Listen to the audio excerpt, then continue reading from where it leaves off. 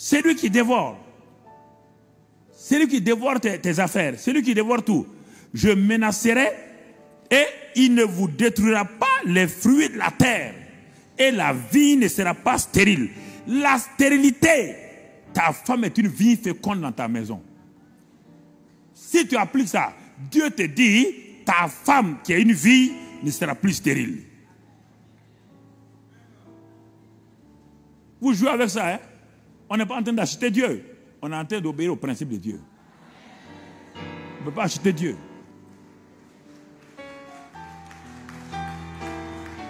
Ta vigne ne sera plus stérile. Ta vie ne sera plus stérile. Mon frère.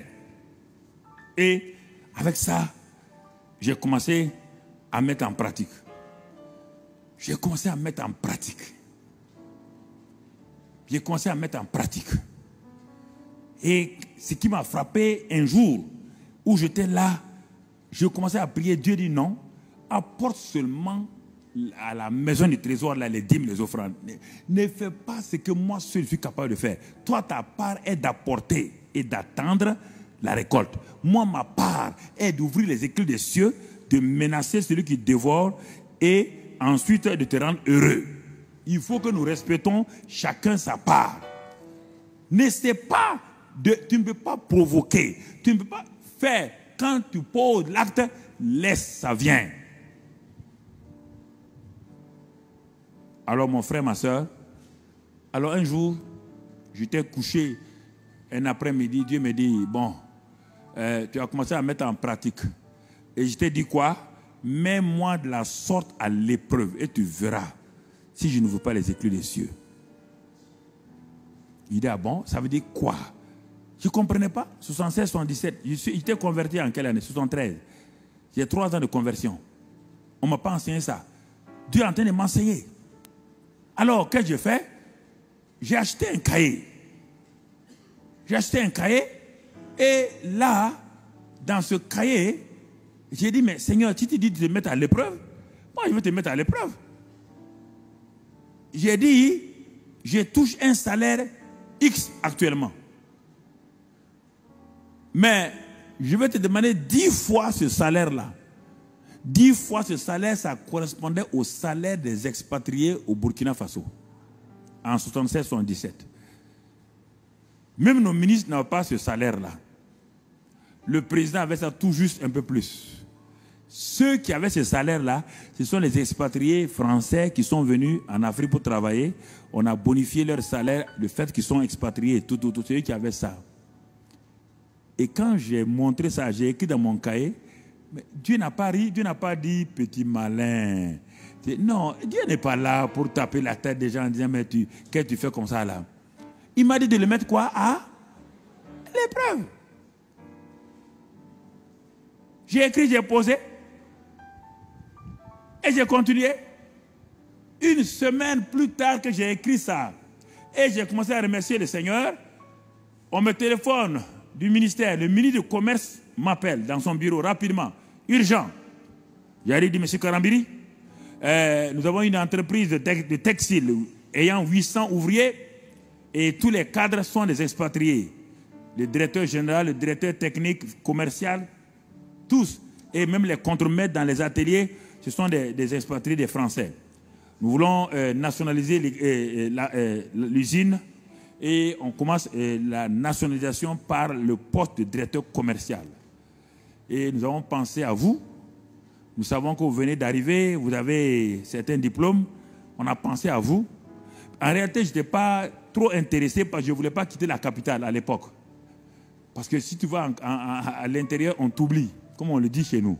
Chacun de nous avait une ambition d'être un petit ministre un jour. Mais le ministre me dit, je vous donne une semaine. Allez-y, réfléchissez et revenez. Je suis venu, j'en ai parlé. On a prié, mais en réalité, on a négligé ça. Écoute-moi, mon aventure commence là. Je continue, Dieu me dit, tu m'as mis au défi, tu m'as mis à l'épreuve. Il dit, mon fils, tu m'as mis à l'épreuve. Maintenant, attends. Quand on met Dieu à l'épreuve, il y a ce qu'on appelle le temps d'attente. Et on attend par la foi. On attend par la foi. On n'attend pas en murmurant. C'est ça que les gens, en ce temps-là, Satan vient te dire, tu as trop attendu, fais ceci, et les gens se mettent à faire des choses, et ils annulent le programme de Dieu. J'ai attendu une semaine pour aller voir le ministre. Comme le ministre voit que je ne viens pas, il m'envoie le directeur général de l'entreprise qui arrive chez moi. Il dit, monsieur Karambi, le ministre m'envoie chez vous pour avoir votre réponse. Oh, je n'étais pas intéressé. Bon, il a dit, on va vous donner une grande villa avec des boys cuisiniers et tout. J'ai dit, bon, je n'ai pas ça à Ouara, mais ça ne fait rien. Je me débrouille déjà. Mais il a dit, bon, on va vous donner une voiture de service. J'ai déjà une voiture de service. Il a donné tous les avantages. Rien. Et à un moment donné, il dit, monsieur Karambi, si vous venez chez nous actuellement, voici, nous allons vous donner tel salaire. Mon frère, c'est qui était écrit dans mon cahier, il a donné ça. Dès qu'il a donné, il dit, monsieur le DG. J'ai dit, monsieur le DG. Demain, je suis dans votre entreprise. Il dit, demain là, je n'attends personne. Femme, enfant, vous restez. Abandon temporaire de famille. Le lendemain, j'ai pris un sac, j'ai mis 2 habits là-dedans, je suis parti, vitesse. Mais ce que je l'ai mis à l'épreuve, et il me donne ça. Donc je touchais plus que des ministres, je touchais plus, tout. Tu entends? Depuis ce jour-là, jusqu'à aujourd'hui, écoute-moi, plus jamais je n'ai manqué de quelque chose. Non, il te parle au sérieux. Il te parle au sérieux. Dieu a menacé celui qui dévorait. Dieu a rendu tout ce qui était stérile fécond. Financièrement, matériellement. Et c'est dans ce temps-là que Dieu m'a parlé quand j'étais là-bas maintenant. Là-bas où j'étais, dans cette usine-là. Un samedi matin, j'étais assis sur ma terrasse. Je méditais, je lisais la Bible. C'est en ce moment que Dieu, je vois encore la place sur la terrasse. Samedi matin, à 10h du matin, Dieu vient et dit, je te donne le Centre international d'évangélisation, mission intérieure africaine. Prends ton bic, je prends. Il dit, dessine, regarde. Voici l'église est ici. Voici, les bureaux sont là. Les écoles sont là. Regarde, le centre audiovisuel est là. Il parle de télévision. Mais il n'a pas de télévision, il dit centre audiovisuel. Parce qu'en quelle année? 78 et 80. Donc, il a tout donné. Il dit, bon, va donner à un dessinateur. J'ai donné au dessinateur, il a tout dessiné. Tout ce qu'on fait actuellement a été inscrit depuis 1980 sur un document. Si tu viens dans mon bureau, je vais te montrer les documents. Écoute-moi. Quand il donnait ça là, quand j'ai vu ça, j'ai ri. Il est à Dieu. Ça là, ce n'est pas 500 millions, hein. C'est des milliards. Dieu me dit alors, il y a un problème pour ça? Tu m'as mis à l'épreuve. Moi aussi, je te montre. Tu comprends? Voici d'où je suis parti. Et en ce moment-là, il me dit maintenant, pour activer ma foi, Dieu me dit, pour activer ma foi, comme c'est dans le domaine du ministère, pour activer ta foi, il dit maintenant, je te donne ça. Mais pour que ta foi là puisse t'amener ça, pose un acte précis. Il dit, tu connais Oral Roberts? Il dit, non, je ne connais pas. Il dit, il se trouve en Amérique. Envoie-lui à l'époque $100, $100 seulement. Envoie-lui $100. Ça, c'est pour débloquer. Envoie-lui $100. Il dit, mais je n'ai pas son adresse. Dieu me dit, écris seulement Oral Roberts Ministry, Tulsa, Oklahoma. On le connaît partout. J'ai pris un billet de $100. J'ai mis dans l'enveloppe, j'ai fermé. Et j'ai écrit à Oral Roberts. 3 mois après, il me renvoie la réponse. Il dit, de l'Afrique, il n'a jamais vu ça. Oral Roberts. En 81-82. Il dit, il n'a jamais vu ça. Il dit, mon fils, ce que tu as fait là, tu ne vas jamais regretter. C'est dans mon cahier encore de livres où j'ai écrit ça. Et c'est en ce temps-là. Je n'étais pas pasteur, hein, j'étais directeur d'entreprise. Je n'ai pas de ministère. Je n'ai pas aucun bâtiment. Les gens se réunissaient dans mon salon. Tu m'entends? Dieu m'a dit, tu auras la plus grande église du Burkina. Là, je n'étais même pas pasteur. Écoutez tranquillement. Écoutez. La provision surnaturelle. La provision surnaturelle. J'ai commencé tout de suite là, les idées. Il a ouvert le ciel. J'ai commencé en tant que directeur à aider les pasteurs des brousses, comme on dit dans les villages. acheter des toits pour leur église, acheter des fenêtres parce qu'ils étaient pauvres, acheter des motos pour certains. Les idées, les pensées me venaient de tous les côtés. J'ai commencé l'évangélisation dans la ville où j'étais. Les jeunes me suivaient partout. Brusquement, je faisais des réunions de guérison, de miracles et de résurrection de morts dans cette même ville-là. Directeur commercial. Tu m'entends? Je ne suis pas pasteur. Dieu a commencé à ouvrir ces choses-là pour moi. Jeunes gens, je vais te parler. J'avais environ, en cette salle-là, j'avais entre 33 et 37 ans. C'est en ce moment-là que Dieu m'a montré que la provision surnaturelle est réelle. C'est lié au fait que je dois activer ma foi dans certaines positions. Je dois avoir la foi générale et la foi précise pour prendre possession de ce que Dieu a déjà établi.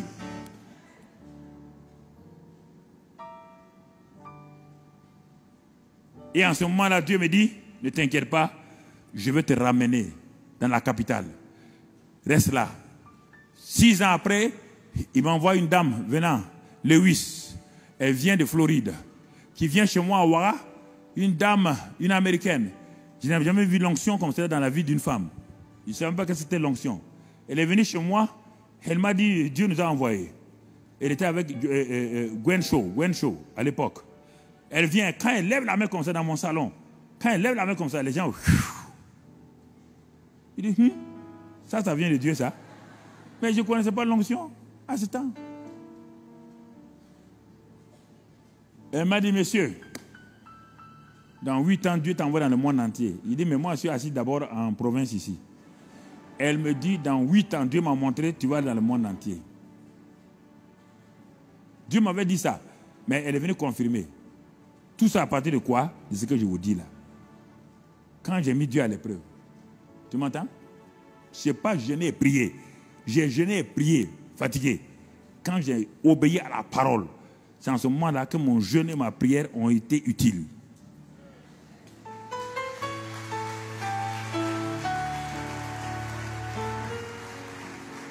Mon jeûne et ma prière ont été utiles. On ne peut pas acheter Dieu avec le jeûne et la prière. Je vous ai dit encore, on ne peut pas le faire. Il faut faire ce que Dieu a dit de faire.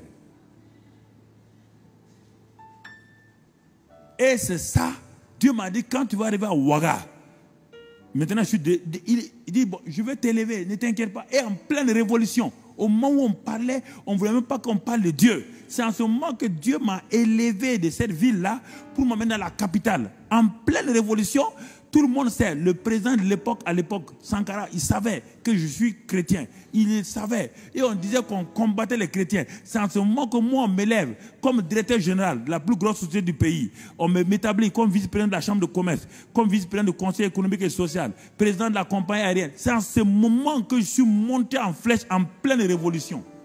Au moment où on combattait la religion, c'est en ce moment, moi, en appliquant les lois spirituelles, en obéissant à ça, Dieu m'a élevé. Écoute-moi, frère. Écoute-moi, je te parle sérieusement. Je vais te parler aujourd'hui. Ne te laisse pas limiter par les moqueries, par les insultes des gens, par les accusations des gens. Si tu te laisses influencer, tu n'iras nulle part. Parce que si tu as honte de Dieu, parce que les gens te critiquent, les gens parlent de toi et t'accusent là, tu n'iras nulle part. Tu n'iras nulle part et tu ne feras rien de bon. Tu entends? Et c'est en ce moment arrivé là-bas. Quelques années plus tard, il y a eu ce qu'on appelle la dévaluation en Afrique, dévaluation de franc CFA, pour passer de 1,50 à 1,100. Tu comprends? Et ce que j'avais enseigné sur les lois spirituelles du succès, Dieu m'a dit d'enseigner. Si tu n'enseignes pas les gens, quand il y aura des problèmes, ils ne pourront pas respecter. La prédication fait la démonstration. L'enseignement met dans quelqu'un la connaissance pour lui permettre lui-même d'opérer sans avoir au-dessus de lui un professeur. Il dit, enseigne mon peuple sur les lois spirituelles du succès. Montre-leur comment on opère. Montre-leur comment on avance. Et j'ai pris une maison à la salle donc, de la foire. Et j'ai loué cela, une grande salle. Les gens venaient de partout. J'ai commencé à enseigner les lois spirituelles du succès. Dieu m'a dit, parmi ces gens que tu enseignes, regarde-les. Tu vas voir des hommes d'affaires, des femmes d'affaires. Tu vas voir des gens bien qui vont sortir. J'ai enseigné pendant des mois et des mois et des mois et des mois. Et maintenant, on est revenu à l'église.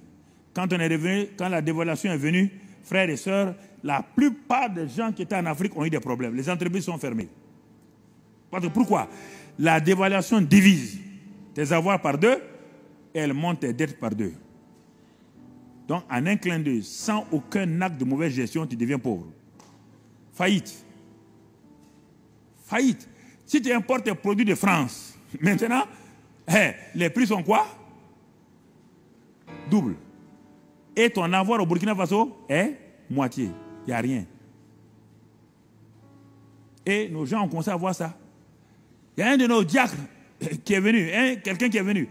Il avait appliqué les lois spirituelles, ça montait. Ils se sont trouvés tous à terre. Il venait dans mon bureau, un à un. Lui, il est venu avec sa femme pleurant. Il dit, pasteur, j'ai tout perdu. Tout. Je suis devenu pauvre en un clin d'œil. Dès qu'on